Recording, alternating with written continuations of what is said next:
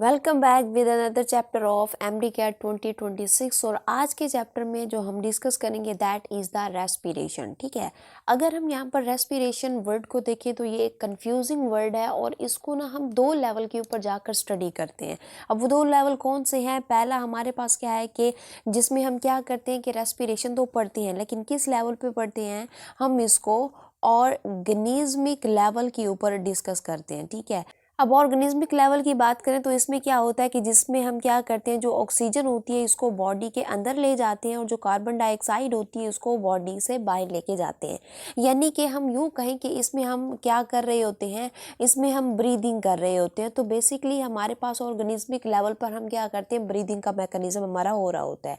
एक और हमारे पास रेस्पिरेशन होती है, वो किस लेवल के ऊपर होती है, वो होती है हमारे पास सेलुलर लेवल के ऊपर हमारे पास जो है वो रेस्पिरेशन होती है। उसमें बेसिकली हमारे पास क्या होता है कि जो हमारा ग्लूकोज होता है, ठीक है, ग्लूकोज को हम क्या करते हैं, ब्रेक डाउन करते हैं और उस ब्रेक डाउन के रिजल्ट में हमें क्या मिलती है, एनर्जी मिलती है। यानी कि सेल जो है उसको फिर क्या करते हैं, ब्रेक डाउन करते हैं। तो वो कौन सी लेवल की रेस्पिरेशन है, सेलुलर रेस्पिरेशन है। ठीक है ना, उसको जो है वो हम अलहदा चैप्टर के अंदर डिस्कस करेंगे। लेकिन आज के चैप्टर के अंदर जो हम डिस्कस करेंगे वो है हमारे पास ऑर्गेनिज्मिक लेवल रेस्पिरेशन, जिसके अंदर हम बेसिकली क्या पढ़ेंगे, ब्रीदिंग का मैकेनिज्म हम यहाँ पर पढ़ेंगे। और इसमें हमारे पास जो भी सिस्टम इंक्लूड है उसके कंपोनेंट पढ़ेंगे, उसके अंदर क्या क्या चीज़ें हैं वो सारा कुछ हम यहाँ पर डिस्कस करेंगे। सो हम यहाँ पर स्टार्ट करते हैं। बट यहाँ पर स्टार्ट करने से पहले अगर आप लोग मेरे चैनल पर नए हैं तो प्लीज़ चैनल को लाइक करें, शेयर करें और इसको सब्सक्राइब भी लाजमी करें। सो सबसे पहले हम यहाँ पर डिस्कस करते हैं कि हमारे पास जो रेस्पिरेशन आती है, ठीक है ना, उस रेस्पिरेशन में हम अपनी बॉडी का कौन सा सिस्टम पढ़ते हैं, हम पढ़ते हैं अपना रेस्पिरेटरी सिस्टम। ठीक है, यानी कि ऐसा सिस्टम जिससे हम एयर को बॉडी में ले जाते हैं, जिससे हमारी जो गैसेज होती है ना उनका एक्सचेंज हो जाता है। ठीक है ना, अब हमारा जो रेस्पिरेटरी सिस्टम होता है ना, ये डिफरेंट कंपोनेंट के ऊपर जो है वो कंसिस्ट करता है और इस कंपोनेंट को हमने दो मेजर टाइप के अंदर डिवाइड किया है। एक को हम क्या कहते हैं, अपर रेस्पिरेटरी ट्रैक कहते हैं और दूसरे को हम क्या कहते हैं, लोअर रेस्पिरेटरी ट्रैक। इस अपर की बात करें या फिर हम लोअर की बात करें तो इसके अंडर फिर डिफरेंट कंपोनेंट आते हैं। तो वन बाय वन करके हम अपर और लोअर रेस्पिरेटरी ट्रैक और उनके कंपोनेंट को हम यहाँ पे डिस्कस करते हैं। तो सबसे पहले बात करते हैं हम अपर रेस्पिरेटरी ट्रैक की। ठीक है, अब अपर रेस्पिरेटरी ट्रैक को देखें तो ये किन किन चीज़ों के ऊपर कंसिस्ट करता है, जैसे कि ये कंसिस्ट करता है हमारी नेजल कैविटी के ऊपर, फेरिंग्स के ऊपर एंड देन हमारे पास तीसरा जो इसका पोर्शन आता है दैट इज़ द लेरिंग्स। तो ये तीन चीज़ों के ऊपर कंसिस्ट करता है और तीनों को हम डिटेल के साथ देखेंगे। अच्छा, अब इसका हमारे पास जो काम है, अपर रेस्पिरेटरी का हमारे पास काम क्या होता है कि ये इन्वॉल्व होता है इन मूवमेंट ऑफ एयर। यानी कि यूँ समझ लें कि ये एक पैसेज वे है कि जहाँ से हमारी एयर जो है ये गुजर कर जाएगी। और इसका काम क्या होता है कि जो हमारी एयर होती है उसको क्या करता है, उसको क्लीन करता है, वार्म करता है और ह्यूमिडिफाई करता है। जो इनकमिंग एयर आ रही होती है, जो हम सांस ले रहे होते हैं, उस सांस में जो भी हवा होती है उसको क्लीन करता है, वार्म करता है और ह्यूमिडिफाइड करता है। ठीक है, अब इसका जो हमारे पास चौथा पॉइंट है कि यहाँ पर गैस एक्सचेंज नहीं होता। जैसे कि मैंने कहा कि ये सिर्फ किस में काम करता है कि ये मूवमेंट ऑफ एयर करवाता है। तो यहाँ पर कोई भी एक्सचेंज नहीं होगा किसी भी किस्म के गैस का। ठीक है, सो अब हम यहाँ पर वन बाय वन करके इनके कंपोनेंट पढ़ते हैं। जैसे कि हमारे पास पहला कंपोनेंट है that is the nasal cavity. अब नेजल कैविटी हमारे पास क्या होती है, नेजल कैविटी हमारे पास बेसिकली हमारा जो नोज का एरिया होता है वो हमारा क्या बनाता है, नेजल कैविटी बनाता है। ठीक है, अब ये नेजल कैविटी क्या होती है, मैं आप लोगों को थोड़ा सा स्ट्रक्चर बना के दिखा देती हूँ।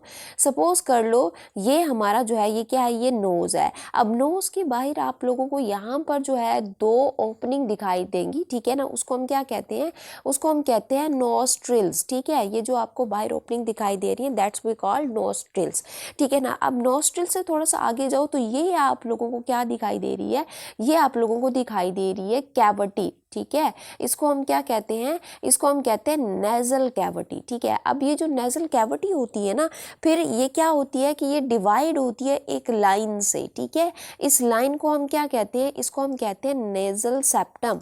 ठीक है, क्या हम बोलते हैं, नेजल सेप्टम, इसको हम यहाँ पर जो है वो नाम देते हैं। आप लोगों ने ये जो ओपनिंग हमारी दिखाई दे रही है, इन ओपनिंग के दरमियान में ये जो सेपरेशन वॉल है, बेसिकली यही हमारा क्या होता है, नेजल सेप्टम होता है। अच्छा, यहाँ पर और क्या होगा हमारी नेजल कैविटी के अंदर, ये जो नेजल कैविटी है ना, इसके अंदर आप लोगों को यहाँ पर दिखाई देंगे हेयर्स। ठीक है, नोज के अंदर हेयर्स होते हैं। ये जो हेयर्स होते हैं ये क्या करते हैं, ये प्रोड्यूस करते हैं, क्या चीज़, प्रोड्यूस म्यूकस। ठीक है, तो ये म्यूकस को यहाँ पर बनाते हैं, जिससे क्या होता है कि जो हमारे लार्ज पार्टिकल होते हैं या फिर जो डस्ट वगैरह होती है ना, वो हमारे नोज़ में क्या हो जाती है, ट्रैप हो जाती है due to the production of this mucus.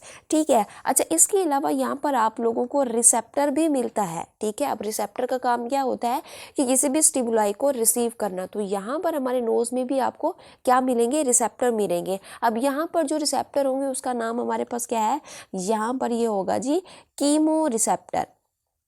ठीक है, यहाँ पर कौन सा रिसेप्टर होगा, कीमो रिसेप्टर आप लोगों को यहाँ पर मिलेगा। और ये किस काम में आता है, फॉर स्मेल। ठीक है, फॉर सेंसेशन ऑफ स्मेल, और इसके अलावा ये also contribute to sense of taste. ठीक है ना, ये क्या करता है, for smell and for taste, दोनों के लिए यहाँ पर ये क्या होता है, ये रिसेप्टर प्रेजेंट होता है। ठीक है, अब आप लोगों को यहाँ पर समझ आ गई है कि हमारे पास जो हमारा नेजल कैविटी है वो क्या होता है कि सबसे बाहर आप लोगों को नॉस्ट्रल्स दिखाई देंगे, नॉस्ट्रल से आगे यहाँ पर स्पेस होगी जिसको हम क्या कहेंगे, नेजल कैविटी कहेंगे। इसके अंदर आप लोगों को यहाँ पर नेजल सेप्टम भी मिलेगी, यहाँ पर आप लोगों को हेयर्स भी दिखाई देंगे, एंड देन आप लोगों को यहाँ पर कीमो रिसेप्टर भी दिखाई देगा। नेक्स्ट हमारे पास जो पोर्शन आता है इसको हम क्या कहते हैं, फेरिंग्स कहते हैं। अगर मैं यहाँ पर थोड़ा सा मजीद नीचे ड्रॉ करके आप लोगों को दिखा दूँ तो ये देखिए, ये वाला जो पोर्शन होता है, दिस वन, ठीक है ना, इस पोर्शन को हम क्या कहते हैं, इसको हम कहते हैं फेरिंग्स। ठीक है, ये हमारा क्या है जी, फेरिंग्स है। फेरिंग्स हमारे पास बेसिकली क्या होता है, ये एक मस्कुलर पैसेज है। क्या है जी, ये एक मस्कुलर पैसेज है, यानी कि ये मसल का बना होता है। और मस्कुलर पैसेज है किस चीज़ के लिए, for both air and food. ठीक है, तो ये हवा और हमारी फूड दोनों का ये क्या है, एक कॉमन पैसेज वे है। ठीक है ना, बेसिकली हमारे पास नेजल कैविटी हो, फेरिंग्स हो, या फिर अगला जो हम कंपोनेंट पढ़ेंगे लेरिंग्स, ये एक पैसेज वे ही है। ठीक है ना, और यहाँ पे कौन सा स्ट्रक्चर है वो भी मैं आपको साथ साथ बताती चली जा रही हूँ। अब नेक्स्ट हमारे पास जो तीसरा पॉइंट आता है हमारे पास अपर रेस्पिरेटरी ट्रैक में, that is the larynx. Larynx क्या होता है कि ये जो हमारा फेरिंग्स है, पीछे जो मैं यहाँ पर डायग्राम बनाकर आ रही हूँ, ठीक है ना, यहाँ पर इस डायग्राम में देखिए कि ये जो हमारा क्या होता है, फेरिंग्स होता है। फेरिंग्स के नीचे यहाँ पर आपको क्या दिखाई देता है, ये वाला जो पोर्शन, इसको हम क्या कहते हैं, इसको हम कहते हैं लेरिंग्स। ठीक है, ये हमारा क्या होता है जी, लेरिंग्स होता है। ठीक है, अब यहाँ पर देखिए कि लेरिंग्स का हमारे पास क्या है कि इसको हम क्या कहते हैं, वॉइस बॉक्स कहते हैं। वॉइस बॉक्स क्यों कहते हैं, क्योंकि अगर आप लोग हाथ लगाओ ना, ठीक है, तो यहाँ से हमें अपनी आवाज़ प्रोड्यूस होती दिखाई देगी। ठीक है, सॉरी, आवाज़ दिखाई नहीं देती, यहाँ पे फील होती है। ठीक है, तो वॉइस जो है यहाँ पर आप लोगों को फील होगी। इसके अलावा अगर हम यहाँ पर देखें कि ये बना हुआ किस चीज़ से होता है, ये कंपोज्ड होता है मसल से, और यहाँ पर कार्टिलेज भी होंगे, तो वो किस शेप के होंगे, सी शेप के कार्टिलेज आप लोगों को यहाँ पर दिखाई देंगे। सपोज करो मैं यहाँ पर छोटा सा बना देती हूँ, ठीक है, तो यहाँ पर आप लोगों को इस तरह के सी शेप जो है ये कार्टिलेज यहाँ पर दिखाई देंगे। अच्छा, ये यहाँ पर सी शेप के कार्टिलेज क्यों प्रेजेंट होते हैं, यहाँ पर इसलिए प्रेजेंट होते हैं क्योंकि हमारे पास सम टाइम ऐसा होता है कि ये जो हम बात कर रहे होते हैं ना, तो जब हम बात कर रहे होते हैं तो अपनी गर्दन भी क्या कर रहे होते हैं, बेंड कर रहे होते हैं। तो इससे क्या होता है कि हमारी जब गर्दन बेंड होती है तो हो सकता है कि अगर ये कार्टिलेज ना होते तो हमारी जो गर्दन बेंड होती है वो बेंड होती ही रहे। ठीक है, तो वो अपनी पोजिशन में ना, यानी कि ये दोबारा से जो है वो स्ट्रेट ना हो पाए, जिसकी वजह से हमारी जो हवा होगी ना वो हमारे गले में ट्रैप हो जाएगी और हमें सांस लेने में जो है वो मुश्किल होगी। इसलिए ये जो सी शेप कार्टिलेज होते हैं ना, ये मूवमेंट में भी हमारी क्या करते हैं, हेल्प करते हैं, ताकि हमारी जो गर्दन है वो बेंड ना हो जाए। ठीक है, अच्छा, अब ये क्या, इसका काम हमारे पास क्या होता है कि ये क्या करते हैं, ये कनेक्ट करते हैं हमारे फेरिंग्स को किस चीज़ के साथ, ट्रेकिया के साथ। ठीक है, अब देखो यहाँ पर मैंने कहा था कि यहाँ पर क्या प्रेजेंट है, यहाँ पर हमारा है जी फेरिंग्स। फेरिंग्स के बाद क्या आ रहा है, जो हमारा लेरिंग्स है। लेरिंग्स के बाद ये वाला जो पोर्शन आप लोग देख रहे हो, इसको हम क्या कहते हैं, इसको हम कहते हैं ट्रेकिया। तो ये हमारा फेरिंग्स है, ये हमारा लेरिंग्स है। तो जो लेरिंग्स होता है इसका काम क्या होता है कि ये फेरिंग्स और ट्रेकिया को आपस में क्या कराता है, कनेक्ट कराता है, ठीक है ना। और हमारे पास ये जो लेरिंग्स होता है ना, इसके अंदर आप लोगों को क्या मिलते हैं, वोकल कॉर्ड्स मिलते हैं, ठीक है ना। ये तकरीबन हमारे पास क्या होते हैं, 2 बैंड्स होते हैं, मसल बैंड होते हैं, जिनसे क्या प्रोड्यूस होती है, वॉइस प्रोड्यूस होती है। जब हवा इनके ऊपर से गुजरती है, इन बैंड्स के ऊपर से गुजरती है, तो ये क्या करते हैं, ये वाइब्रेट करते हैं और इनकी वजह से जो है वो यहाँ पर क्या प्रोड्यूस होती है, यहाँ पर एयर जो है वो सॉरी जो वॉइस है वो प्रोड्यूस होती है, ठीक है। अब अगर हम यहाँ पर देखें, जो हमारे पास लेरिंग्स होता है ना, लेरिंग्स के ऊपर आप लोगों को जो है वो एक फ्लैप दिखाई देगा, ठीक है ना। सपोज करो ये मेरे पास हमने क्या बनाया हुआ है, ये है जी हमारे पास लेरिंग्स, ठीक है। और ये जो पीछे वाला हमने बनाया है जो येलो कलर में है, that we call the oesophagus, ठीक है, ईसोफेगस। अब ईसोफेगस किस चीज़ के लिए होता है, फॉर फूड, और हमारे पास लेरिंग्स किस चीज़ के लिए होता है, फॉर एयर, ठीक है। अब यहाँ पर देखिए कि जो हमारा क्या होता है, लेरिंग्स होता है, लेरिंग्स के ऊपर ना आप लोगों को एक फ्लैप दिखाई देता है लाइक दिस, ठीक है। ये यहाँ पर इस फ्लैप को हम क्या कहते हैं, इसको हम कहते हैं एपिग्लॉटिस, ठीक है, दैट्स वी कॉल्ड एपिग्लॉटिस। अच्छा, अब ये जो लेरिंग्स होता है ना, लेरिंग्स की जो अपनी ओपनिंग होती है, ठीक है ना, उसकी खुद की जो ओपनिंग होती है उसको हम यहाँ पर क्या कहते हैं, उसको हम कहते हैं ग्लॉटिस, ठीक है। जो लेरिंग्स की ओपनिंग है उसको ग्लॉटिस कहेंगे। लेरिंग्स के ऊपर एक फ्लैप है, ठीक है ना, एक हमारे पास क्या है, एक ढक्कन सा है, उसको हम क्या कहते हैं, उसको हम एपिग्लॉटिस कहते हैं। अब ये जो एपिग्लॉटिस है यहाँ पर क्यों होता है, इसका बेसिक काम ये है कि जब हम फूड स्वेलो कर रहे होते हैं तो ये चांस होता है कि जो फूड है वो विंड पाइप में ना चली जाए, ठीक है ना, वो हमारे फूड पाइप में जाने की बजाय विंड पाइप में ना चली जाए। तो इस चीज़ की प्रिवेंशन के लिए यहाँ पर एपिग्लॉटिस प्रेजेंट होता है। अब एपिग्लॉटिस ये जो है किस तरह से हमारा जो बोलस आ रहा होता है हमारे माउथ से, वो किस तरह से उसको उसके एग्जैक्ट फूड पाइप के अंदर भेजता है, ये हम यहाँ पर देखते हैं कि जब हम यहाँ पर स्वेलो करते हैं तो होता क्या है, जो हमारी टंग होती है ना, ये अपवर्ड मूव करती है, ठीक है ना, ये ऊपर की तरफ उठती है। तो जैसे ये ऊपर की तरफ उठती है तो होता क्या है, जो बोलस आ रहा होता है ना, बोलस क्या करता है, जो हमारी फेरिंग्स होती है, ये जो फेरिंग्स है, ठीक है ना, आप सपोज करो ये जो है ये बोलस है, ठीक है ना, तो बोलस क्या करता है, इस फेरिंग्स की बैक वॉल के साथ क्या करता है, हिट करता है। जैसे ये बैक वॉल के साथ हिट करता है तो फिर क्या करता है कि हिट करने के बाद यहाँ पर ये किसके ऊपर आकर गिरता है, यहाँ पर होता है फ्लैप, ठीक है। तो हिट करने के बाद यहाँ पर ये इस फ्लैप के ऊपर जो है वो आकर गिरता है, जिससे हमारा जो फ्लैप है ये अभी किस फॉर्म में है, ये वर्टिकल पोजीशन के अंदर है। तो जैसे ही इसके ऊपर यहाँ पर हमारा बोलस आकर गिरता है तो ये किस फॉर्म में आ जाता है, ये हमारे पास वर्टिकल से किस फॉर्म में आ जाता है, यूं इस तरह से हॉरिजेंटल फॉर्म के अंदर आ जाता है। और ओपनिंग हमारे पास जो लेरिंग्स की ओपनिंग है ये क्या हो जाती है, बंद हो जाती है। इसी तरह से फिर हमारा जो फूड होता है वो एग्जैक्टली हमारे किस में चला जाता है, हमारे फूड पाइप के अंदर चला जाता है। तो बेसिकली हमारे पास जो एपिग्लॉटिस है ये इसलिए बहुत ज़्यादा इम्पोर्टेंट है कि ये हमारी जो फूड होती है उसको फूड पाइप में जाने देता है, विंड पाइप में इसकी एंट्री को बंद करवा देता है। तो ये है हमारे पास क्या चीज़, लेरिंग्स। और यहाँ पर हमने जो है वो तीनों कंपोनेंट डिस्कस कर लिए अपर रेस्पिरेटरी ट्रैक के, जो कि बहुत ही आसान थे, ठीक है।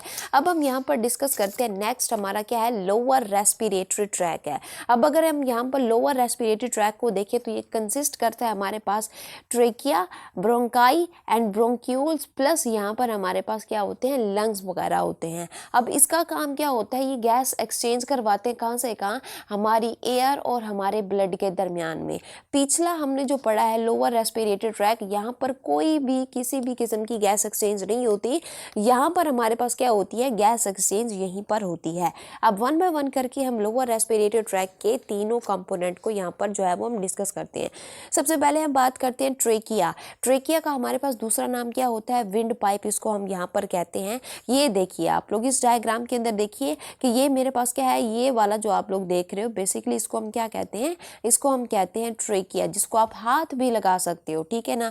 अब इसका हमारे पास जो है वो काम क्या होता है कि ये कनेक्ट करवाता है हमारे लेरिंग्स को हमारे किस चीज़ के साथ, लंग्स के साथ। क्योंकि हम पीछे पढ़ कर आ रहे हैं कि हमारे पास जो हमारा लेरिंग्स होता है, लेरिंग्स के नीचे क्या प्रेजेंट होती है, ट्रेकिया प्रेजेंट होती है, और ट्रेकिया के नीचे यहाँ पर फिर क्या प्रेजेंट होते हैं, हमारे लंग्स प्रेजेंट होते हैं, ठीक है। तो ट्रेकिया का काम क्या होता है कि ये जो हमारे लेरिंग्स होते हैं ना, उनको हमारे किस चीज़ के साथ ये कनेक्ट करवाती है, हमारे लंग्स के साथ जो है वो इसकी यहाँ पर कनेक्शन करवाती है, ठीक है ना।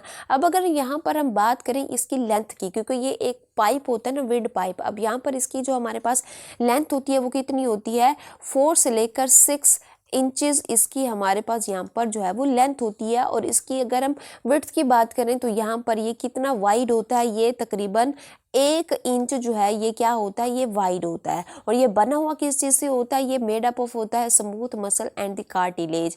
कार्टिलेज का काम मैं आप लोगों को बता कर आ चुकी हूँ कि ये क्या करता है, ये बेंडिंग से क्या करवाता है, प्रिवेंट करवाता है हमारी नेक को। अच्छा, इसके अलावा इस कार्टिलेज का काम ये होता है कि ये यहाँ पर क्या प्रोवाइड करता है, ये यहाँ पर प्रोवाइड करता है जी स्ट्रेंथ प्रोवाइड करता है, एंड प्लस यहाँ पर ये क्या प्रोवाइड करता है जी, सपोर्ट प्रोवाइड करता है। तो ये बेसिकली हमारे पास इसके ये जो है ये काम है। अच्छा, इसके अलावा ये कंटेन क्या करता है, म्यूकस एंड सीलिया। सीलिया क्या होते हैं, बेसिकली ये हमारे पास छोटे छोटे यूं इस तरह से फाइन लाइक स्ट्रक्चर होते हैं, इस तरह से फ्लेजेला की तरह से मतलब स्ट्रक्चर होते हैं। ये फ्लेजेला नहीं होते, फ्लेजेला थोड़ा सा लेंथ में जो है वो क्या होता है, लेंथी होता है, लेकिन ये छोटे छोटे होते हैं। तो यहाँ पर सीलिया प्रेजेंट होते हैं। सीलिया क्यों प्रेजेंट होते हैं, क्योंकि हम जो एयर इनहेल कर रहे होते हैं उस एयर में क्या प्रेजेंट होते हैं, पार्टिकल्स होते हैं, डस्ट वगैरह होती है। अगर वो हमारे नोज से या हमारे माउथ से वो क्या हो जाए, वो हमारे ट्रेकिया में आ जाए, तो ट्रेकिया के अंदर यहाँ पर प्रेजेंट होते हैं सीलिया। सीलिया उनको क्या करते हैं, उनको बीट करते हैं ऊपर की तरफ, हमारे गले की तरफ बीट करते हैं, ठीक है। जिससे क्या होती है कि ये जो हमारे जो डस्ट पार्टिकल होते हैं ना हमारी एयर के अंदर, वो फिर ट्रैप हो जाते हैं, ट्रैप होके हमारे गले में आ जाते हैं in the form of sputum. फिर हम उसको क्या करते हैं, बाहर स्पिट कर देते हैं। तो बेसिकली सीलिया का हमारे पास काम ये होता है। म्यूकस भी इसीलिए होता है कि जो हमारे डस्ट पार्टिकल होते हैं, जब सीलिया बीट कर रहा होता है तो वो डस्ट पार्टिकल इस म्यूकस के अंदर ट्रैप हो जाते हैं, ठीक है। अब हम यहाँ पर डिस्कस करते हैं ब्रोंकाई एंड ब्रोंक्यूल को, ठीक है ना। अब ये जो हमारा ट्रेकिया है, आप लोग यहाँ पर जो देख रहे हो, ठीक है ना। अब ट्रेकिया क्या करता है कि जो हमारा वर्टिब्रल कॉलम होता है, यानी कि जो हमारी रीढ़ की हड्डी होती है, और यहाँ पर उसके हमने डिफरेंट पोर्शन पढ़े थे, ठीक है ना। तो हमारा जो वर्टिब्रल कॉलम है वो जब हमारे थोरेसिक रीजन में आता है, तो थोरेसिक रीजन में आने के बाद वहाँ पर T5 यानी कि क्या करेगा कि ये जो हमारा T5 है, यानी कि हमारा थोरेसिक रीजन का T5 यानी कि वर्टिब्रल कॉलम का जो वर्टिब्रा नंबर 5 है, ठीक है ना, ये यहाँ पर आकर क्या करता है, ये अपने आप को क्या कर लेगा, डिवाइड कर लेगा। कौन डिवाइड कर लेगा भाई, हमारा ट्रेकिया।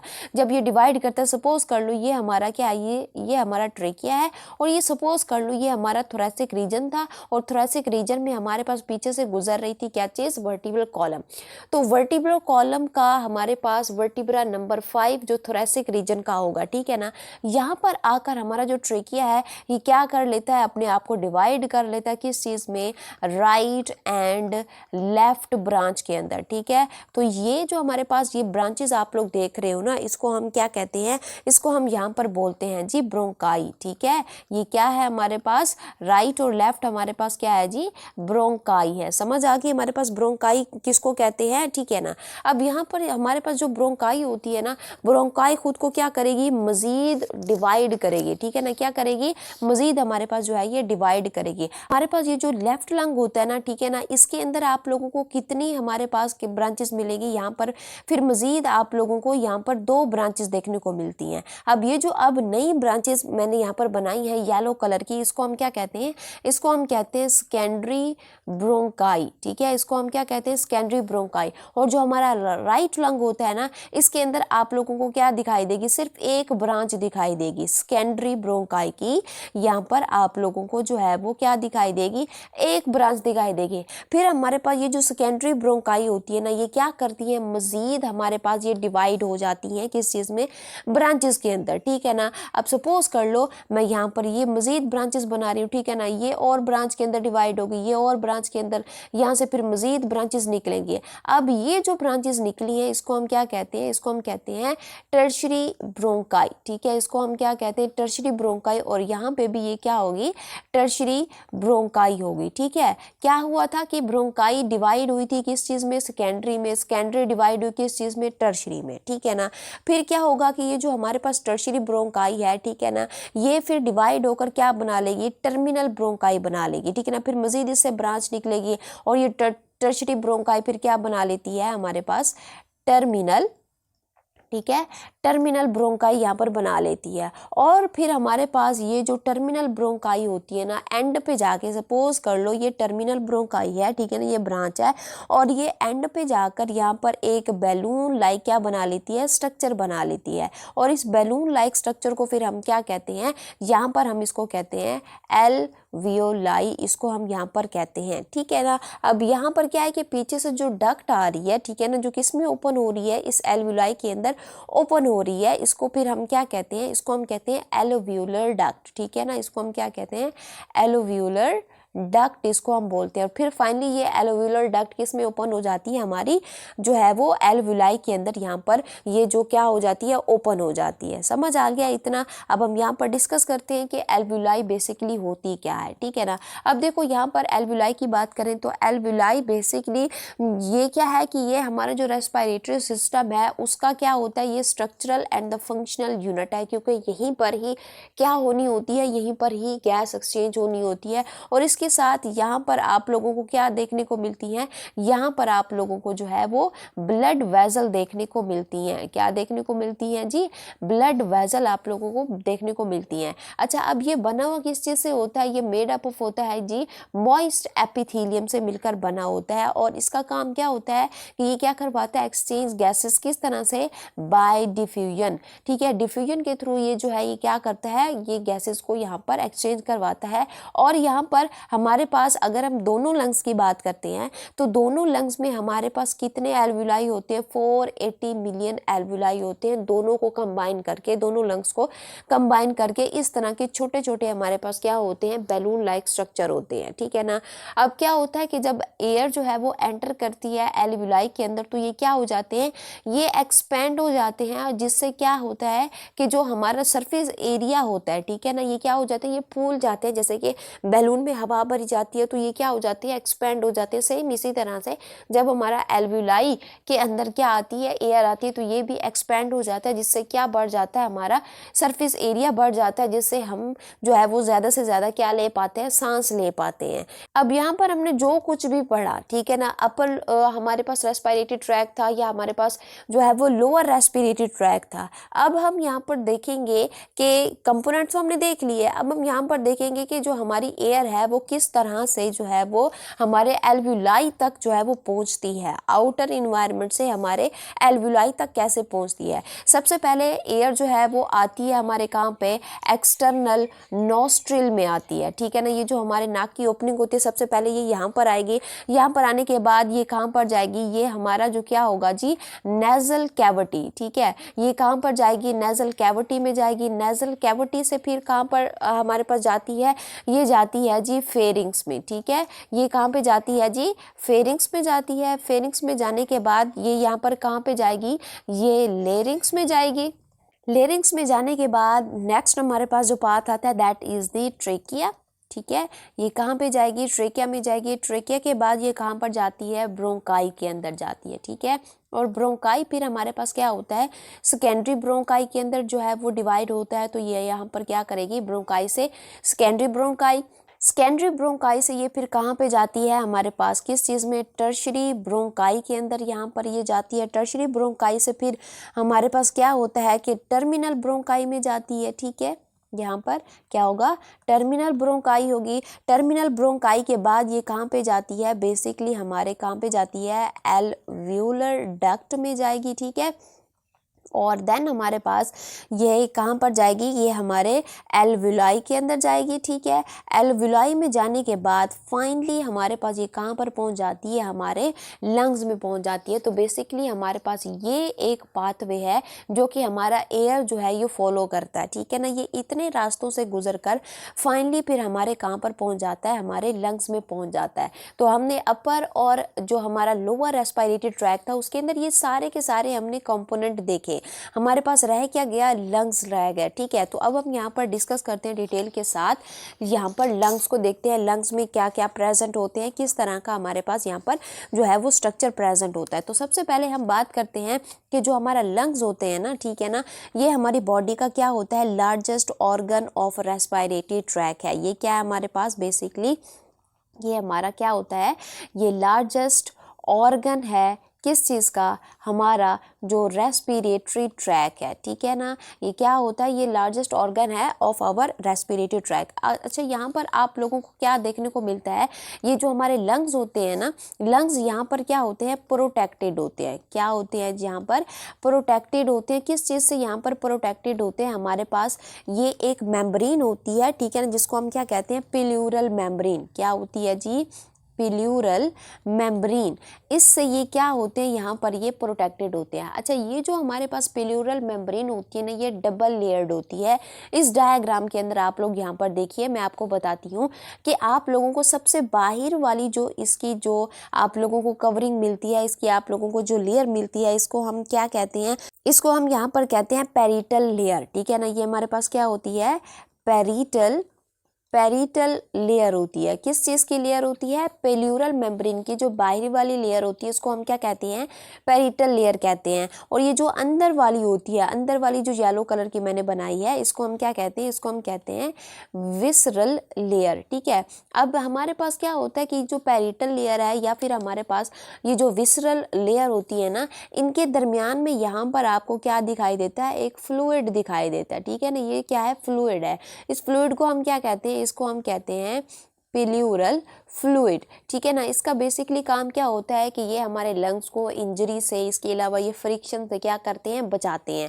तो बेसिकली हमारे पास प्लूरल मेम्ब्रेन क्या कर रही होती है, प्रोटेक्शन का काम यहाँ पर ये प्रोवाइड करवा रही होती है, ठीक है ना। अब अगर हम यहाँ पर अपने लंग्स की लोकेशन की बात करें, तो हमारा लंग्स जो है वो इसकी एग्जैक्ट लोकेशन क्या होती है कि ये हमारी जो क्या होती है, थोरेसिक कैविटी होती है, ठीक है। ये वहाँ पर आप लोगों को ये मिलता है, ठीक है ना। और ये किस तरह का होता है, बेसिकली ये आप लोगों को स्पॉन्जी टाइप का यहाँ पर आप लोगों को दिखेगा। ये स्पॉन्ज की तरह से ये क्या होते हैं। अच्छा, अब यहाँ पर हमारे पास अगर हम इसकी बात करते हैं, किस चीज़ की शेप की बात करते हैं, तो इसकी जो हमारे पास शेप होती है, किस तरह की होती है, कोनिकल शेप इसकी होती है हमारे पास। और अगर हम यहाँ पर बात करते हैं कलर की, ठीक है, तो हमारे पास जो कलर होता है वो किस तरह का होता है, जब हम पैदा होते हैं तो इसका कलर हमारे पास होता है जी पिंकिश कलर का होता है एट बर्थ, ठीक है। बर्थ पर हमारे पास पिंकिश कलर का होता है, लेकिन जैसे ही हम जो है वो अपना लाइफ स्पैन गुजारने लगते हैं तो हमारे लंग्स का कलर पिंकिश से ये यहाँ पर क्या है, चेंज हो जाता है। क्योंकि जब हम इनहेल करते हैं तो उसमें डस्ट भी होते हैं, उसमें बैक्टीरिया वगैरह भी होते हैं, तो यहाँ पर उसका कलर जो है वो चेंज हो जाता है।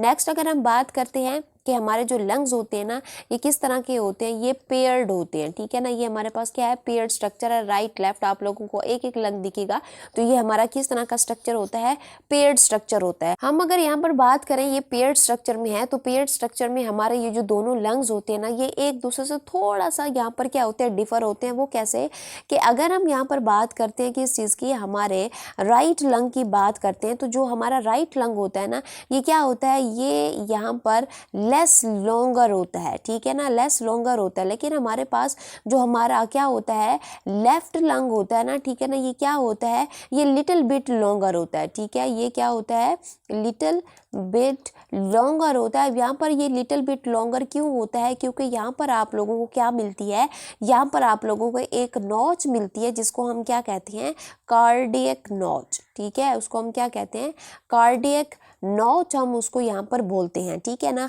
अब ये जो कार्डियक नॉच होती है ना, बेसिकली यहाँ पर, ठीक है ना, यहाँ पर थोड़ा सा यहाँ पर इस तरह से जो है ये नॉच प्रेजेंट होता है, थोड़ा सा अंदर की तरफ ये दबा होता है। और इस जगह पर आप लोगों को क्या दिखाई देता है, हमारा हार्ट जो है वो यहाँ पर प्लेस होता है, ठीक है ना। अब हमारे पास हमारे जो लंग्स होते हैं ना, लंग्स के नीचे फिर आप लोगों को यहाँ पर क्या देखने को मिलता है, यहाँ पर आप लोगों को देखने को मिलता है डायाफ्राम, ठीक है। डायाफ्राम आप लोगों को यहाँ पर देखने को मिलता है, यूँ इस तरह से बेसिकली हमारे पास क्या होती है, मसल की एक शीट होती है, ठीक है।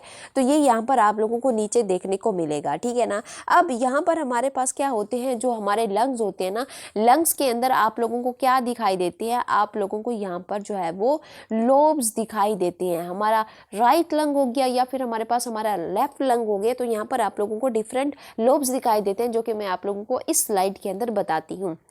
अब हमारे पास चाहे हमारा क्या हो, राइट लंग हो या फिर हमारा क्या हो, लेफ्ट लंग हो, इसमें लोब्स तो हैं, लेकिन लोब्स में यहाँ पर हमारे पास थोड़ा बहुत डिफरेंस है कि ये सपोज कर लो हमारे पास क्या है, ये है जी हमारा राइट लंग, ठीक है। और ये हमारे पास क्या है जी, ये है जी हमारा लेफ्ट लंग, ठीक है। अब हमारे पास ये जो राइट लंग होता है ना, ठीक है ना, राइट लंग के अंदर आप लोगों को कितने लोब्स दिखाई देंगे, आप लोगों को 3 लोब्स यहाँ पर दिखाई देंगे, ठीक है।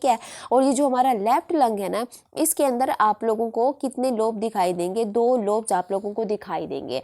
अब यहाँ पर हमारे पास जो राइट लंग होता है ना, राइट लंग को जो हमारे पास ये 3 लोब्स हैं, इसको डिवाइड किया है 2 लाइंस ने, ठीक है ना, 2 लाइंस ने। अब यहाँ पर 2 लाइंस को यहाँ पर देखिए कि ये देखिए, ये एक लाइन हमारे पास हो गई, ठीक है, और फिर हमारे पास ये क्या हो गई, ये दूसरी लाइन हो गई। ये कितनी लाइन है, 2 लाइंस है। इन लाइंस को हम क्या कहते हैं, इनको हम कहते हैं फिशर, ठीक है।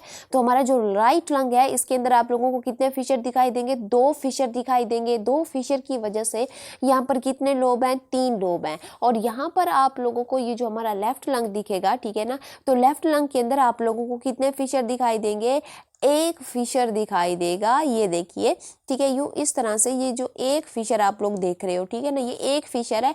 1 फिशर की वजह से कितने लोब्स बन रहे हैं, यहाँ पर 2 लोब्स बन रहे हैं। अब यहाँ पर लोब्स के हमारे पास यहाँ पर डिफरेंट नेम है, जैसे कि अगर हम बात करते हैं राइट लंग की, ठीक है, यहाँ पर टी नहीं है, राइट लंग की बात करते हैं, तो राइट लंग में हमारे पास 3 लोब हैं। ये जो ऊपर वाला आप लोग लोब देख रहे हो, इसको हम क्या कहते हैं, इसको हम कहते हैं सुपीरियर लोब, ठीक है। और ये जो दरमियान वाला आप लोग देख रहे हो, इसको हम क्या कहते हैं, इसको हम कहते हैं मीडियन लोब। और ये जो हमारे पास नीचे वाला, सबसे नीचे वाला, इसको हम क्या कहते हैं, इसको हम कहते हैं इनफीरियर लोब, ठीक है। तो ये 3 लोब इसके अंदर प्रेजेंट होते हैं। और अगर हम बात करते हैं हमारे किस चीज़ की, लेफ्ट लंग की, तो लेफ्ट लंग में आप लोगों को यहाँ पर जो है वो कितने लोब दिखाई देंगे, 2 दिखाई देंगे। एक ऊपर वाला, इसको हम क्या कहते हैं, इसको हम कहते हैं सुपीरियर लोब, ठीक है। और ये जो नीचे वाला होता है, इसको हम क्या कहते हैं, इसको हम क्या कहते हैं, इनफीरियर लोब कहते हैं।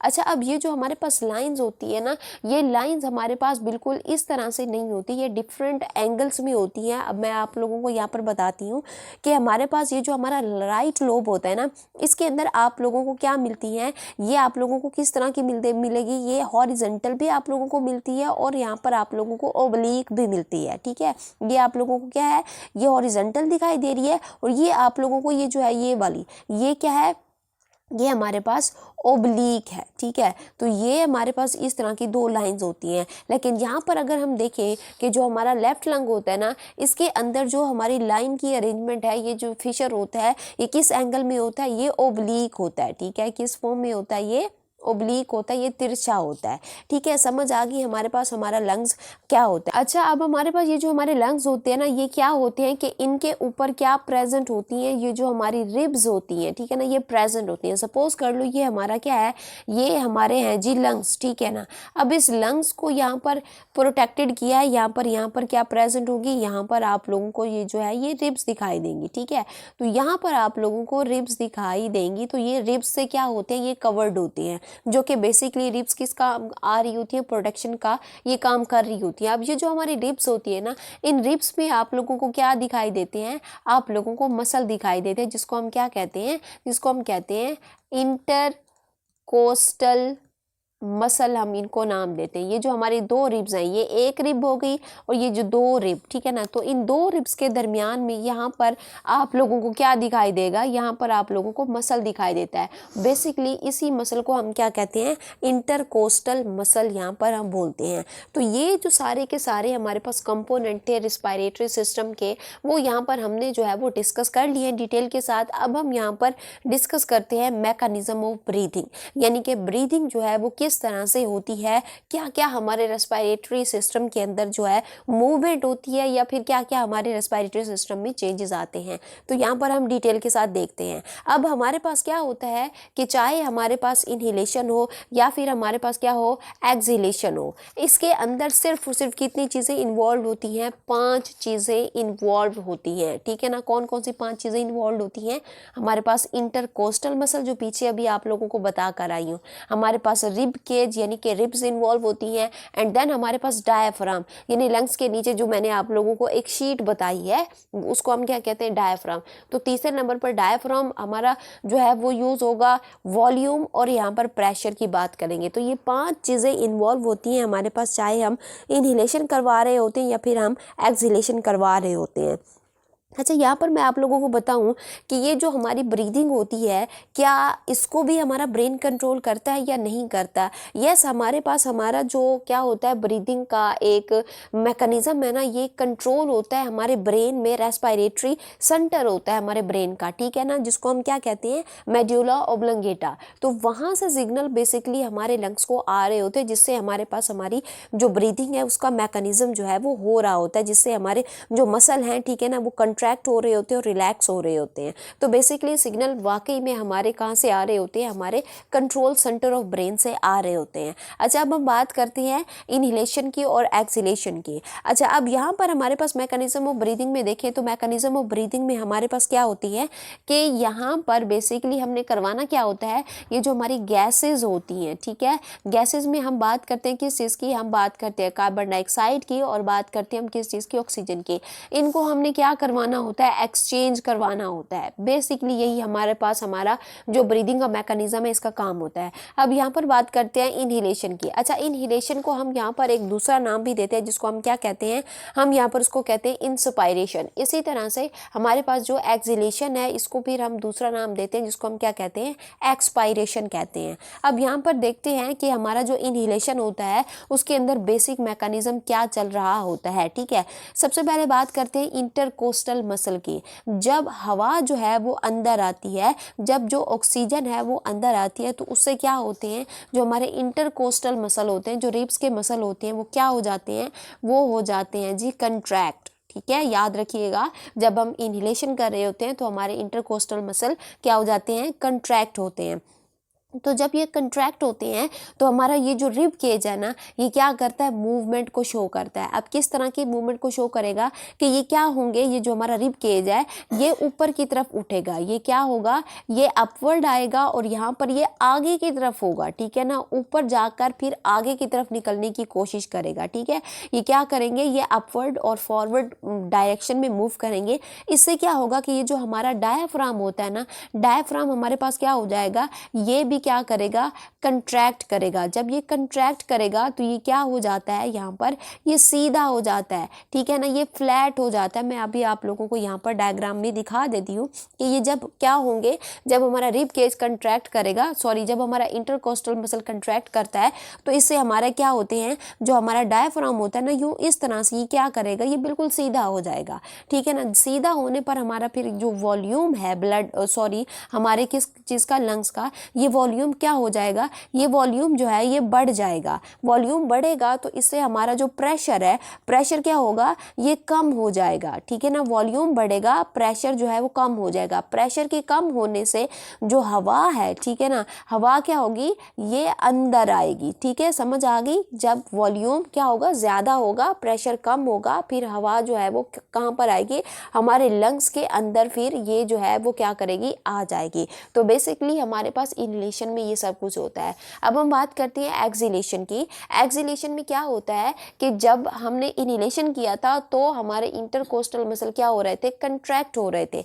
लेकिन जब हम एक्सहेलेशन करेंगे तो एक्सहेलेशन में हमारे जो इंटरकोस्टल मसल होंगे ये क्या करेंगे, रिलैक्स करेंगे। इसके बाद फिर जो रिब केज, जो जब हमने इनहेलेशन की थी तब ये अपवर्ड और फॉरवर्ड डायरेक्शन में गया था, तो अब ये क्या करेगा, अब ये होगा डाउनवर्ड और बैकवर्ड, पीछे की तरफ आएगा, नीचे और पीछे की तरफ ये जो है आने की कोशिश करेगा। तो ये क्या होगा, ये डाउनवर्ड आएगा, ठीक है, एंड प्लस ये किस में आएगा, ये बैकवर्ड मूव करेगा पीछे की तरफ, ठीक है, समझ आ गई। अच्छा, फिर हमारा जो डायफ्राम है, डायफ्राम क्या होगा, डायफ्राम भी हमारे पास ये क्या करेगा, ये रिलैक्स करेगा। डायफ्राम जब ये रिलैक्स करता है तो ये क्या हो जाता है, ये हमारे पास मोर डोम लाइक हो जाता है, ठीक है। यहाँ पर हमारे पास क्या है, ये लेस डोम लाइक है, ठीक है, ये क्या है जी, ये लेस डोम लाइक है। ये यहाँ पर क्या हुई थी, कंट्रैक्शन हुई थी। यहाँ पर जब ये रिलैक्स करेगा तो यहाँ पर क्या होगा, ये मोर डोम लाइक होगा। मोर डोम लाइक होने पर हमारा जो वॉल्यूम है, वॉल्यूम क्या हो जाएगा, ये कम हो जाएगा, ठीक है ना। इससे जो हमारे लंग्स का वॉल्यूम है ये क्या हो जाएगा, कम हो जाएगा। और फिर जो प्रेशर है, प्रेशर क्या करेगा, ये बढ़ जाएगा। जब प्रेशर बढ़ जाएगा तो फिर क्या होगा, लंग्स पे प्रेशर पड़ने की वजह से इसके अंदर की जो हवा होगी वो क्या हो जाएगी, यहाँ पर ये बाहर जाएगी, ठीक है। प्रेशर की वजह से जो हवा होगी वो फिर क्या करेगी कि यहाँ पर बाहर की तरफ जो है वो मूव आउट हो जाएगी। यहाँ पर अच्छा मैंने डायफ्राम नहीं दिखाया, यहाँ पर डायफ्राम जो है वो यूं इस तरह से डोम लाइक हो जाएगा। यहाँ पर देखिए कि ये सीधा है और यहाँ पर ये क्या हो जाएगा, ये हमारे पास क्या हो जाएगा, मोर डोम लाइक, यहाँ पर इसकी जो है वो शेप हो जाएगी, ठीक है। तो ये है हमारे पास बेसिक मैकेनिज्म ऑफ ब्रीथिंग, जिसमें मैंने कहा कि 5 चीज़ें इन्वॉल्व है, यही याद रख लो क्या क्या होता है। तो आप लोगों को ये मैकेनिज्म ऑफ ब्रीथिंग जो है वो फिंगर टिप्स पे होगा, ठीक है ना। अब अगर आप लोग यहाँ तक पहुँच गए हो, ठीक है, तो प्लीज़ चैनल को लाइक करें, शेयर करें, उसको सब्सक्राइब करें। और यहाँ पर अगला जो टॉपिक हम यहाँ पर डिस्कस करने लगे हैं, दैट इज़ सो इम्पोर्टेंट, उसके अंदर आप लोगों को यहाँ पर कन्फ्यूजन होगी तो आप लोग पानी वानी पी लो, ठीक है, थोड़ा सा माइंड फ्रेश कर लो। उसके बाद आप लोग इस चीज़ को देखिएगा, समझिएगा और आराम से समझिएगा, क्योंकि अब हमारा जो टॉपिक है थोड़ा बहुत ट्रिकी टॉपिक है, जो कि हमारे पास क्या है, ट्रांसपोर्ट ऑफ गैसेस।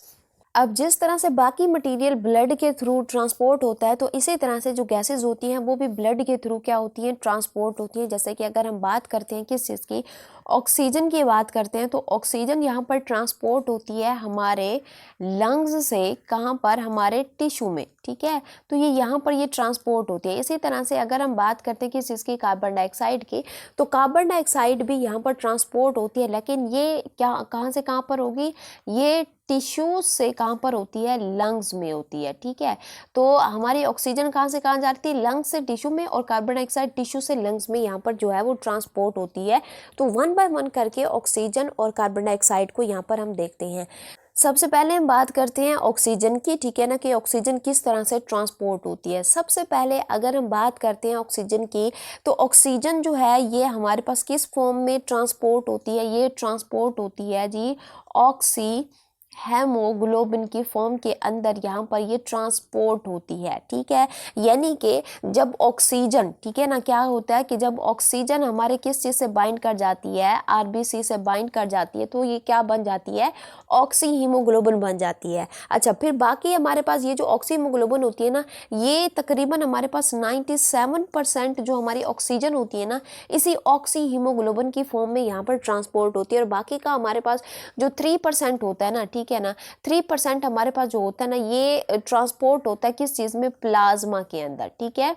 जो हमारे पास क्या होता है, रिमेनिंग 3% होता है, ये प्लाज्मा में डिसॉल्व फॉर्म के अंदर हमारे पास हमारी ऑक्सीजन जो है वो ट्रांसपोर्ट होती है। अब सवाल यहाँ पर यह है कि हमारी जो ऑक्सीजन होती है ना, वो लंग्स में कैसे आती है, due to the presence of difference of partial pressure of oxygen, ठीक है ना। यहाँ पर क्या होती है कि पार्शियल प्रेशर के डिफरेंस की वजह से यहाँ पर हमारा जो ऑक्सीजन होता है ना, ये यहाँ पर हमारे लंग्स में आता है, ठीक है ना। अब होता क्या है कि अगर हम यहाँ पर देखें कि लंग्स के बाहर, यानी कि हमारे एटमॉस्फेयर में जो ऑक्सीजन का अमाउंट है वहाँ ज़्यादा होता है, तो इसीलिए हमारे एटमॉस्फेयर में जो पार्शियल प्रेशर ऑफ ऑक्सीजन है वहाँ ज़्यादा होगा। तो ज़्यादा ऑक्सीजन हमारे पास कहाँ पर है, एटमॉस्फेयर में है। तो ये जो ऑक्सीजन होगी ये ज़्यादा से उस एरिया में जाएगी जहाँ पर कम होगा। कम कहाँ पर है, हमारे लंग्स में है। तो ये बाहर से अंदर की तरफ क्या करेगी, ये मूव करेगी हमारे लंग्स में। जब ये लंग्स में आ जाएगी तो लंग्स में क्या होगा कि हमारे, सपोज कर लो ये यहाँ पर क्या है कि ये लंग्स में आ आ चुकी है, ठीक है। अब लंग्स में क्या होगा कि ये जो हमारे पास हमारा क्या है जी, पार्शियल प्रेशर ऑफ ऑक्सीजन है, ठीक है ना, ये क्या हो जाएगा, ज़्यादा हो जाएगा। जब यहाँ पर पार्शियल प्रेशर ऑफ ऑक्सीजन ज़्यादा होगा, यानी कि जब हम इनहेलेशन करेंगे ऑक्सीजन आ जाएगी, फिर ऑक्सीजन क्या करती है कि ऑक्सीजन कहाँ पे मिल जाएगी, हमारे आरबीसी के साथ मिल जाएगी, ठीक है ना, कि हमारे पास हमारा जो क्या है कि ये जो ऑक्सीजन अंदर आया है आरबीसी के ऊपर प्रेजेंट होगी। ये आप लोग जी जो मैंने सर्कल में बनाई यहाँ पर क्या प्रेजेंट है, ये हमारा प्रेजेंट है जी HB, यानी कि ये हमारी क्या प्रेजेंट है, हीमोग्लोबिन प्रेजेंट है।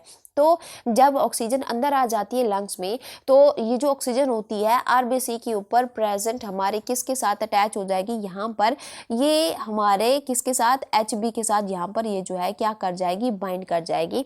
और अब हम इसको क्या बोलेंगे, अब हम इसको बोलेंगे ऑक्सी हीमोग्लोबिन, ठीक है। इसको हम क्या बोलेंगे, ऑक्सी हीमोग्लोबिन इसको हम बोलेंगे, जो कि मैंने आप लोगों को कहा 97% इसी फॉर्म के अंदर हमारी जो ऑक्सीजन है वो ट्रांसपोर्ट होती है, ठीक है। अच्छा, अब यहाँ पर हमारे पास जो ऑक्सीजन थी हमारे HB के साथ जब बाइंड हुई थी, तो ये खुद से जो है वो बाइंड नहीं हुई थी। यहाँ पर हमारे पास एक एंजाइम था जिसको हम नाम क्या देंगे, कार्बोनिक एनहाइड्रेज। क्या हम नाम देंगे, कार्बोनिक एनहाइड्रेज, ठीक है। तो ये इस एंजाइम के थ्रू जो हमारा क्या होगा, ऑक्सीजन होगा, वो हमारे आरबीसी के ऊपर जो HB होगा ना, उसके साथ ये क्या कर जाएगी, ये बाइंड कर जाएगी। जब ये हमारे पास ऑक्सी हीमोग्लोबिन की फॉर्म में आएगी, तो हमारा जो ऑक्सी हीमोग्लोबिन है, यानी कि जो हमारा फिर आरबीसी है, ठीक है ना, ये क्या करता है, ये मूव करता है, ठीक है ना, ये हमारे बॉडी के डिफरेंट पार्ट तक जाता है। तो जहाँ जहाँ हमारा ब्लड जाएगा, वहाँ पर ये क्या करेंगे कि साथ प्रेजेंट होंगे हमारे पास हमारे सेल्स, और यहाँ पर क्या प्रेजेंट होंगे, टिश्यूज प्रेजेंट होंगे। तो यहाँ पर क्या प्रेजेंट होगी, हमारी क्या प्रेजेंट होगी जी, ऑक्सीजन। तो जैसे ही ये क्या होंगे कि ये सेल्स और टिश्यू के में से गुजरेंगे, तो वहाँ पर अपनी जो ऑक्सीजन होगी उसको क्या कर देंगे, ऑक्सीजन को यहाँ पर रिलीज कर देंगे, ठीक है। जब ये ऑक्सीजन रिलीज होगी, तो दोबारा से हमारे पास रिवर्स प्रोसेस चला जाएगा कि दोबारा हम क्या करेंगे, इनहेलेशन करेंगे, दोबारा से पार्शियल प्रेशर जो है वो इंक्रीज हो जाएगा हमारे लंग्स के अंदर। फिर जब पार्शियल प्रेशर इंक्रीज होगा, दोबारा से ऑक्सीजन जो है वो बाइंड करेगी हमारी आरबीसी से। तो इस तरह से ये दोबारा से क्या करता चला जाएगा, ये रिवर्स प्रोसेस होता जाएगा, ऑक्सीजन मिलती जाएगी, ठीक है। तो बेसिकली हमारे पास जो ऑक्सीजन है वो इस तरह से ट्रांसपोर्ट होती है। अब हम बात करते हैं transport of the carbon dioxide. अगर हम यहाँ पर कार्बन डाइऑक्साइड को यहाँ पर देखें, तो जो हमारा कार्बन डाइऑक्साइड होता है ना, ये 3 फॉर्म के अंदर यहाँ पर जो है वो ट्रांसपोर्ट होता है। ऑक्सीजन 2 फॉर्म के अंदर ट्रांसपोर्ट हो रहा था। एक 97% जो ऑक्सीजन थी वो हमारी ऑक्सी हीमोग्लोबिन की फॉर्म में ट्रांसपोर्ट हो रही थी। बाकी का हमारे पास ये जो 3% था वो प्लाज्मा में डिजोल्व हो रहा था, क्योंकि हमें पता है कि जो हमारा ब्लड होता है उसके अंदर 2 मेजर कंपोनेंट होते हैं। एक हमारा क्या होता है, एक हमारा ब्लड सेल होता है, ठीक है ना, ब्लड के अंदर, और दूसरा हमारे पास हमारा क्या होता है, प्लाज्मा होता है। तो 97% हमारे पास हमारी जो ऑक्सीजन थी वो आरबीसी के थ्रू जा रही थी, बाकी जो 3% रिमेनिंग था वो हमारे प्लाज्मा में जा रहा था। लेकिन जब हम बात करते हैं कार्बन डाइऑक्साइड की, तो कार्बन डाइऑक्साइड को हम 3 फॉर्म के अंदर जो है वो हम ट्रांसपोर्ट करवाते हैं, as bicarbonate ion, as carboxy haemoglobin की फॉर्म में, और तीसरा हमारे पास किस फॉर्म में होता है, डिफ्यूज्ड इनटू ब्लड, ठीक है ना। तो ये 3 फॉर्म के अंदर हम इसको क्या करते हैं, यहाँ पर डिसॉल्व कराते हैं, इसको जो है वो हम यहाँ पर जो है वो ट्रांसपोर्ट करवाते हैं। तो 1 बाय 1 करके हम यहाँ पर इसके जो है वो ट्रांसपोर्टेशन देखते हैं कि कार्बन डाइऑक्साइड किस तरह से ट्रांसपोर्ट आउट होती है, क्योंकि जो कार्बन डाइऑक्साइड होती है वो हमारा एक वेस्ट है, ठीक है ना, उसको बॉडी से बाहर जो है वो हमने पहुँचाना है। तो बॉडी से बाहर किस तरह से हम इसको लेकर जाएंगे, ये चीज़ अब हम यहाँ पर देखते हैं। तो सबसे पहले हम बात करते हैं एज अ बाइकार्बोनेट आयन। 70% हमारी जो कार्बन डाइऑक्साइड होती है ना, वो इसी बाइकार्बोनेट आयन की फॉर्म में क्या होती है, ट्रांसपोर्ट होती है। कैसे, सपोज कर लो कि बहुत सारे हमारे पास हमारी बॉडी के अंदर मैकेनिज्म हुए, उन मैकेनिज्म के रिजल्ट में हमारे जो टिश्यूज़ थे, हमारे जो सेल्स थे, उनमें क्या बन गई, कार्बन डाइऑक्साइड बन गए। अब हमें पता है कि चाहे हमारे सेल्स हो या टिश्यू हो, उनके अराउंड में क्या चल रही होती है, ब्लड वेसल होती है, तो उसमें क्या प्रेजेंट होता है, ब्लड होता है। तो हमारे पास जो कार्बन डाइऑक्साइड है हमारे सेल से निकल कर कहाँ पर आ जाती है, हमारे ब्लड वेसल में आ जाती है। जब ये ब्लड वेसल में आती है तो ब्लड वेसल के अंदर क्या मूव कर रहा होता है, ब्लड मूव कर रहा होता है। तो इसने क्या करना होता है, हमारी कार्बन डाइऑक्साइड ने जो हमारा आरबीसी है ना इसके साथ अटैच हो जाती है। कैसे अटैच होती है कि जैसे ही ये ब्लड वेसल में आती है तो ब्लड वेसल में से ब्लड नहीं होगा, ठीक है ना, और भी हमारे पास जो डिजोल्व न्यूट्रिएंट है वो यहाँ पर प्रेजेंट होंगे। तो यहाँ पर हमारे पास क्या प्रेजेंट होगा, वाटर प्रेजेंट होगा, ठीक है। तो ये हमारे पास हमारी कार्बन डाइऑक्साइड जब हमारे ब्लड वेसल में आती है तो ये किसके साथ अटैच हो जाती है, हमारे वाटर के साथ जो है यहाँ पर ये अटैच हो जाती है। जब ये वाटर के साथ यहाँ पर अटैच होती है तो फिर ये क्या बना लेती है, एक एसिड बना लेती है जिसको हम क्या कहते हैं, H2CO3, यानी कि ये क्या बना लेती है, ये कार्बोनिक एसिड यहाँ पर ये क्या कर लेती है, बना देती है। अच्छा, अब ये जो कार्बोनिक एसिड बना है ये खुद से नहीं बना, यहाँ पर एक एंजाइम की हेल्प ली जाएगी जिसको हम क्या कहते हैं, कार्बोनिक एनहाइड्रेज, ठीक है। कार्बोनिक एसिड को बनाने वाला एंजाइम जो है वो क्या है, कार्बोनिक एनहाइड्रेज, नाम लिख ले, कार्बोनिक एनहाइड्रेज, ठीक है। अब ये जो हमारे पास कार्बोनिक एसिड बना है ना ये अनस्टेबल है, यानी कि ये जैसे ही बनेगा ये फौरन से क्या कर लेगा, ये टूट जाएगा। टूटेगा तो किस चीज़ में टूटेगा, यहाँ पर ये दो चीज़ें बनाएगा, टूट कर क्या बनाएगा, यहाँ पर ये HCO3 नेगेटिव प्लस यहाँ पर ये क्या बना लेगा, positive ion, H positive ion यहाँ पर ये बना लेगा, ठीक है। अब यहाँ पर होता क्या है कि हमें पता है कि ये जो हमारे पास क्या है कि ये H प्लस आयन जब ये ज़्यादा हो जाते हैं ना हमारे ब्लड के अंदर तो इससे क्या होता है कि हमारे ब्लड की जो एसिडिटी है ना वो क्या हो जाती है, वो बढ़ जाती है और पीएच हमारा क्या हो जाता है, वो कम हो जाता है। तो अब हमने ये नहीं होने देना, यानी कि हमने अपने ब्लड की एसिडिटी को बढ़ने नहीं देना। तो फिर हम क्या करेंगे कि हमारे पास क्या होगा कि इस H प्लस आयन को हम क्या करेंगे, बाहर निकालेंगे। अब हमें पता है हम क्या कर रहे होते हैं, इनहेल कर रहे होते हैं। इनहेलिंग में हम क्या ले रहे होते हैं, ऑक्सीजन को अंदर ले रहे होते हैं। तो ऑक्सीजन किस फॉर्म में आ रही होती है, 97% हमारे पास ऑक्सी हीमोग्लोबिन की फॉर्म में आ रही होती है, ठीक है। तो अब यहाँ पर क्या होगा कि जब हम इनहेल करते हैं तो यहाँ पर क्या प्रेजेंट होगी, हमारे पास हमारी क्या प्रेजेंट होगी, जो ऑक्सी हीमोग्लोबिन है ये यहाँ पर प्रेजेंट होगी। तो जैसे ही हमारे पास ये H प्लस जो है यहाँ से ब्लड से निकलता है, क्योंकि हमारा जो ब्लड होता है ना ये एक्ट करता है एज अ बफर, यानी कि ये अपने ब्लड की पीएच को जो है वो एसिडिक नहीं होने देगा। तो ये H प्लस आयन को क्या करेगा, बाहर निकालेगा। जैसे ही ये यहाँ पर बाहर जाता है H प्लस आयन तो ये यहाँ पर किससे मिल जाता है, ऑक्सी हीमोग्लोबिन से मिल जाता है।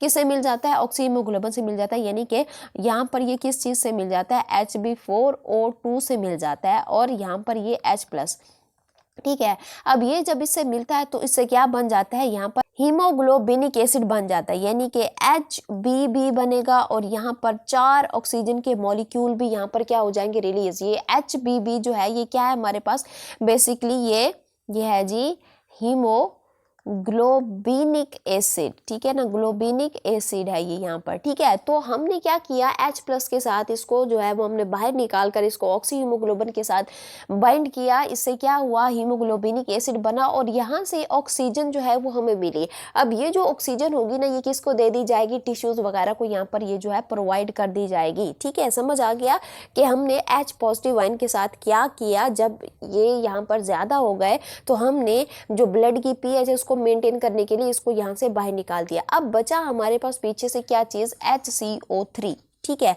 अब इसके साथ हम क्या करेंगे कि ये जो हमारे पास HCO3 है ना, ठीक है ना, इसको हम क्या करेंगे, इसको RBC से क्या करेंगे, बाहर निकालेंगे। और ये जो जगह देख रहे हो बेसिकली ये हमारे पास हमारा क्या होता है जी, ये है जी हमारे पास हमारा प्लाज्मा। तो हम क्या करेंगे, ये जो HCO3 होता है ना इसको हम यहाँ से क्या करेंगे, निकाल देंगे, किसमें, प्लाज्मा के अंदर ये यहाँ पर आ जाएगा। अब यहाँ पर प्लाज्मा है, प्लाज्मा के अंदर आप लोगों को डिफरेंट आइंस भी मिलते हैं जैसे कि क्लोराइड आइंस है और हमारे पास क्या होंगे, सोडियम आयंस होंगे। तो अब जरा यहाँ पर देखिए कि अगर हम इस HCO3 को इस ब्लड से निकाल कर बाहर प्लाज्मा में लाते हैं तो होता क्या है कि ये जो हमारे पास HCO3 है ना इसके ऊपर आप लोग देख रहे हो कि नेगेटिव आयन है। तो इसके बाहर आने से ब्लड के अंदर जो नेगेटिव आयन है ना ये लॉस हो जाते हैं, ठीक है ना। इसको फिर हमने क्या करना है, बैलेंस करना है। हमने जो नेगेटिव आयन है ना इसको लॉस नहीं होने देना।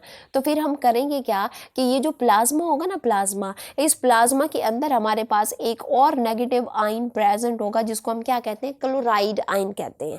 हम इस क्लोराइड आयन को क्या करेंगे, अंदर की तरफ लाएंगे, ठीक है ना। जैसे ही हमारे पास HCO3 बाहर जाएगा और दूसरी तरफ से हम क्या करेंगे, ये जो हमारा प्लाज्मा होगा वहाँ पर क्लोराइड आयन प्रेजेंट होगा, तो हम क्लोराइड आयन को अंदर की तरफ लाएंगे, ठीक है ना। अब हमारे पास ये जो क्लोराइड आयन है या फिर HCO3 है, ये खुद से नहीं जा रहे, यहाँ पर आप लोगों को मिलेगा एक कैरियर प्रोटीन यहाँ पर, ठीक है। यहाँ पर आप लोगों को क्या मिलता है, एक कैरियर प्रोटीन मिलता है। इस कैरियर प्रोटीन का नाम हमारे पास क्या है, इसको हम क्या कहते हैं, बाइकार्बोनेट कैरियर प्रोटीन। इसको हम क्या कहते हैं, इसको हम कहते हैं बाइकार्बोनेट, ठीक है ना, बाइकार्बोनेट कैरियर प्रोटीन। ये जो आप HCO3 देख रहे हो बेसिकली इसको हम क्या कहते हैं, बाइकार्बोनेट, ठीक है। तो बाइकार्बोनेट कैरियर प्रोटीन, इसको हम यहाँ पर जो है वो नाम देंगे। जैसे ये बाहर जाएगा तो फिर हमारे पास प्लाज्मा से अंदर की तरफ क्या आ जाएगा, क्लोराइड आयन आ जाएगा।